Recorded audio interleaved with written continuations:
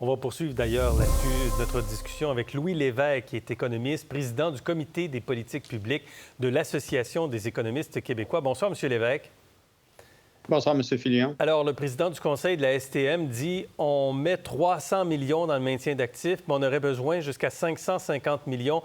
Est-ce qu'on comprend qu'il y a un sous-financement dans les infrastructures, dans le maintien des actifs, notamment dans le transport collectif?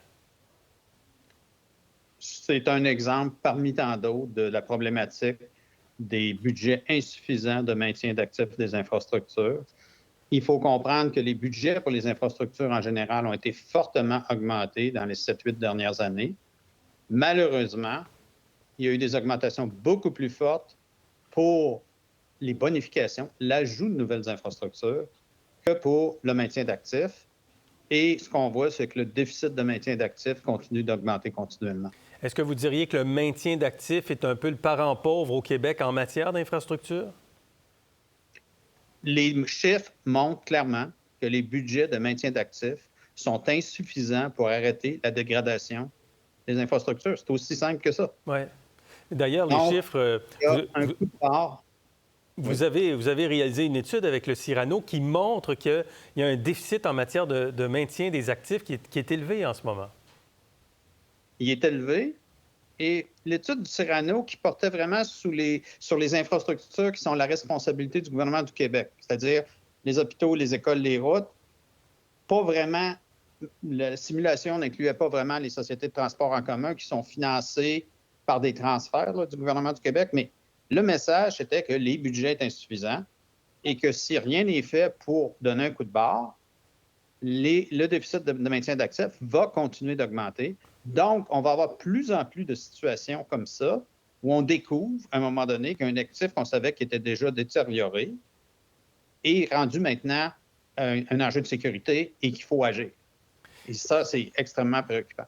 Ce matin, Valérie Plante évoquait notre retard comparé à l'Ontario, à Toronto notamment, dans l'entretien du métro. Est-ce que la situation est pire au Québec qu'ailleurs? Je ne pourrais pas commenter sur la partie métro parce qu'on n'a pas les données. Malheureusement, c'est un autre fait.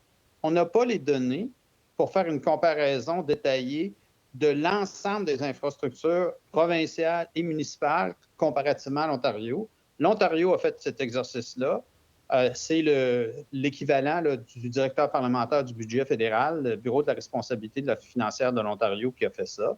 Mais dans l'étude qu'on a faite avec Cyrano, il est clair que si on prend le réseau routier est en bien meilleur état en Ontario qu'au Québec, selon n'importe quelle mesure. On ne peut pas comparer les chiffres exactement, mais c'est très clair que la différence est tellement énorme en termes de déficit de maintien actif que ça reflète un état qui est plus et meilleur en Ontario.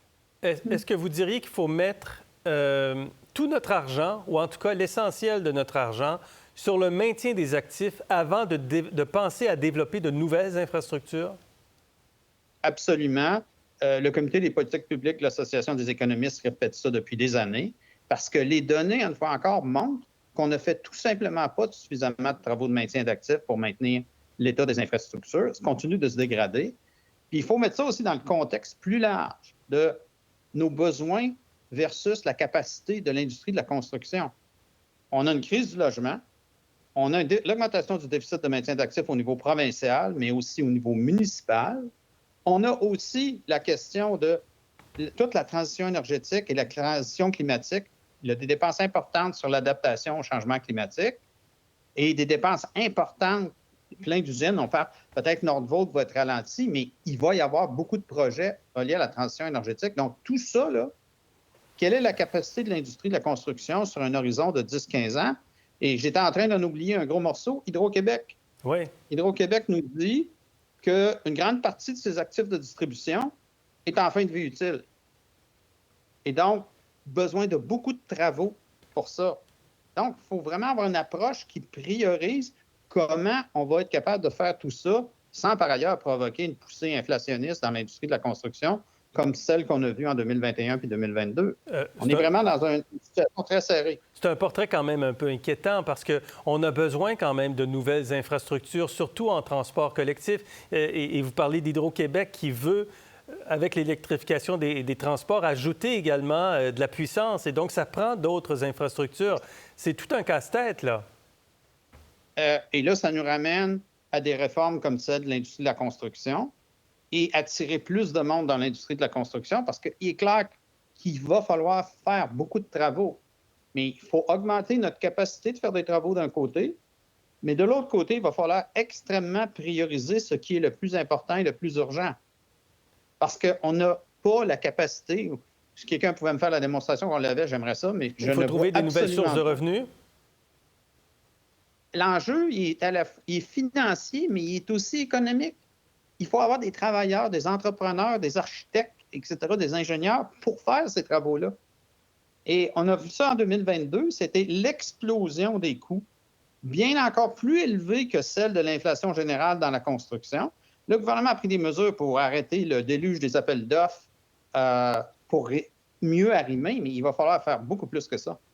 Louis Lévesque, merci beaucoup pour cette analyse ce soir sur l'état de nos infrastructures. Merci d'avoir été avec nous. Ça fait plaisir. Bonne soirée.